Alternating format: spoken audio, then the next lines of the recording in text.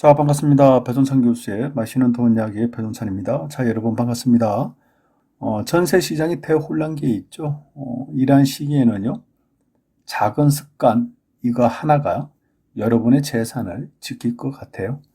아무튼 지금의 시대는요, 혼란의 시대인 것 같아요. 뭐 사회적으로 보나, 또 경제적으로 보나, 세계적인 질병, 뭐 코로나로 보나, 또 법적인 요소들을 보나, 사회 전반적으로 돌아가는 게 좀 혼란 그 자체다라고 말씀을 드릴 수 있을 것 같고요. 부동산 전세를 놓고 보더라도 마찬가지인 것 같은데요. 원래 전세라는 거는 뭐 타인의 집에 거주한다는 것이 않겠습니까? 그래서 타인의 집에 거주한다는 거는 전세가 있고 반전세가 있고 월세라는 게 있겠죠. 그래서 전세금이 많을 경우에는 전세로 들어가겠죠. 그리고 전세금이 좀 부족한 경우에는 반전세로 들어가겠죠. 또한 전세금이 거의 없다 이럴 경우에는 월세로 들어가야 되겠죠. 그런데요, 언제부턴가 전세금이 좀 부족하더라도요, 전세자금 대출을 통해서 돈이 부족한 사람들이 월세가 아닌 전세로 들어오는 경우가 증가됐다는 거죠.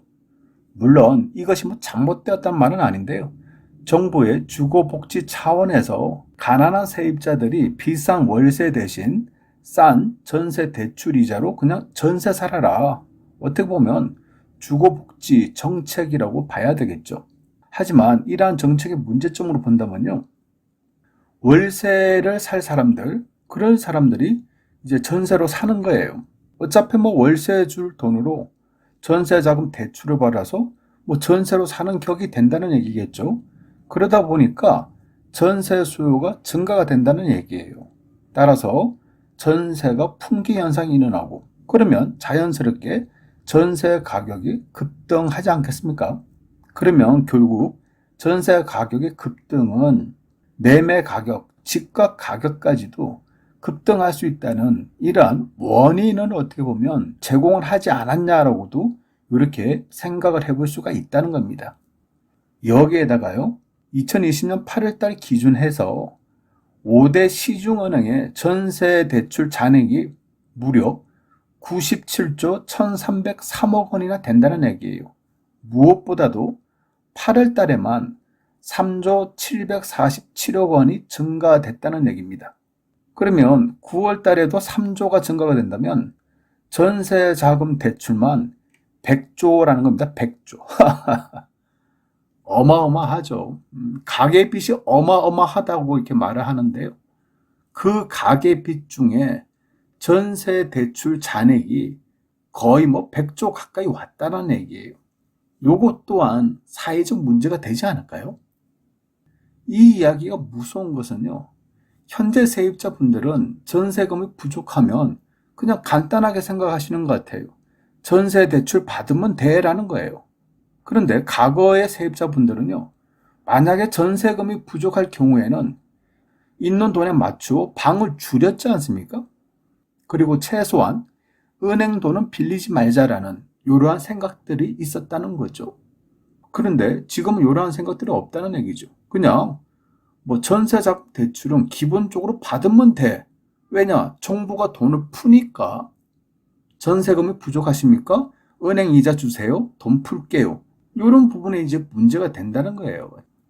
어떻게 보면 세입자 입장에서 본다면 좋은 제도 같지만은, 어떻게 보면 여러분들이 받는, 즉 세입자분들이 받는 월급에 대해서 일정 금액, 수십만 원에서 뭐 100만 원 가는 돈이 은행 이자로 나가는 거지 않습니까? 한번 생각해 보실 필요성이 있다는 거예요. 그리고 돈을 빌리는 거, 이런 게 또 습관화가 된다면 돈 벌기 이전에 돈부터 쓰는 그런 습관이 배이지는 않을까요? 이런 부분에 대해서 제가 보는 점에서는 문제가 있다라고 이렇게 말씀을 드릴 수 있을 것 같고요. 여기에다가 더 중요한 게 이제 나오죠. 이제 악한 세입자들의 등장을 한다는 거예요. 전세금이 5억이다. 전세 대출을 4억을 받았다는 거예요. 자기 돈은 1억밖에 뭐 투입이 안 된 거잖아요. 아무튼 전세금 5억인데 전세 대출 4억을 받기 위해서는 당연히 금융기관에서는 집주인한테 요거 전세자금 대출 받는다는데 승낙하겠냐라는 이런 확인이 들어오겠죠. 그래서 집주인이 신분증 확인하고 기타 등등 다 확인을 한 뒤에 이제 금융기관에서 집주인에게 내용증명 우편을 보내죠.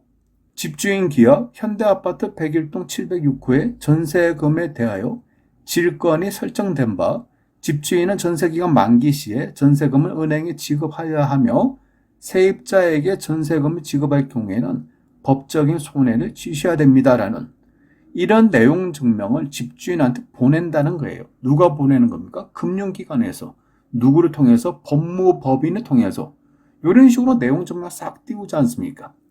전세기간 만기 시에 집주인은요, 4억에 대해서는 은행에 입금을 해야 된다는 얘기예요. 그리고 1억을 나머지 금액을 세입자에게 지급을 해야 되고 최소한 은행에 가셔서 정리할 돈은 다 정리를 하신 뒤에 나머지 금액을 세입자에게 지급해야 된다는 얘기죠.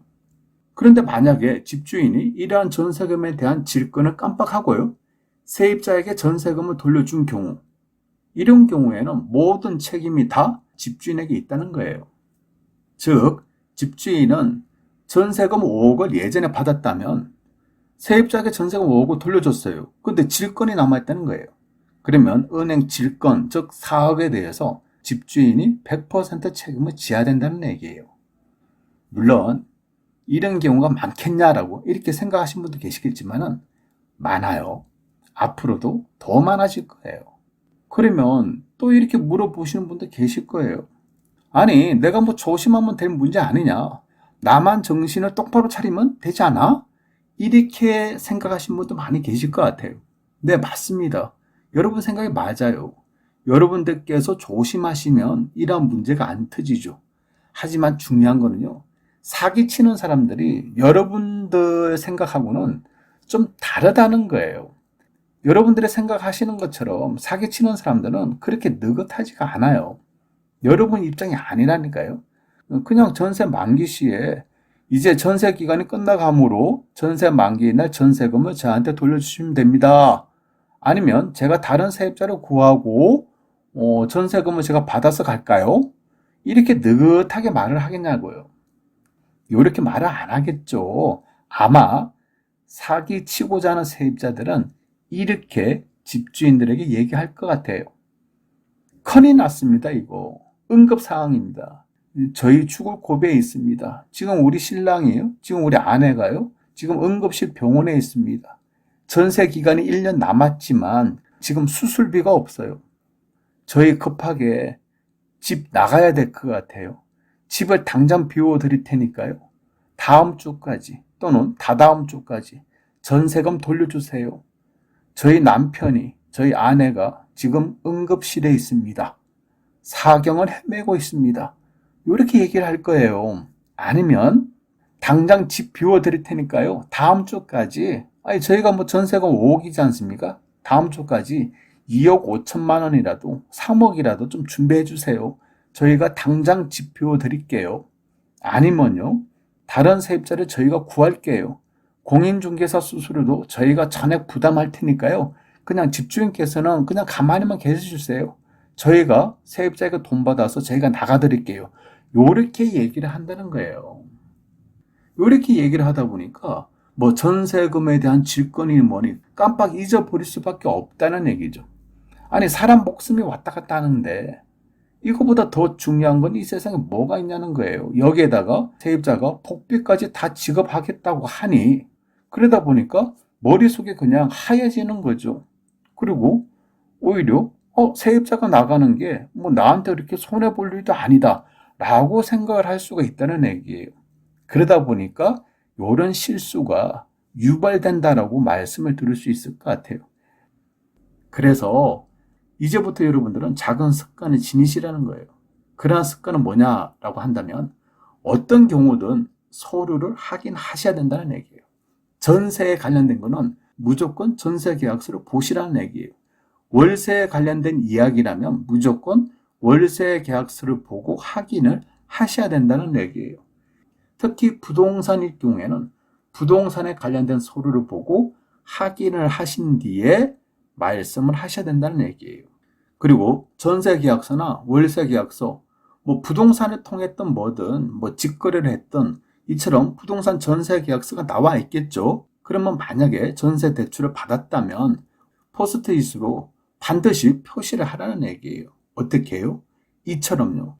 조심, 세입자 전세 대출, 전세금은 은행에, 이처럼 포스트잇을 큰 걸 해가지고 부착을 하라는 얘기예요. 그러면 아무리 여러분에게 사기를 치려고 다가와도 여러분들이 서류를 확인하시면 이러한 작은 습관, 즉 계약서를 보는 습관과 계약서에다가 중요 내용을 크게 메모하는 습관이 여러분들의 돈과 가정을 지킬 수가 있다는 얘기예요. 이상까지 배준찬 교수의 맛있는 도움 이야기였습니다. 감사합니다.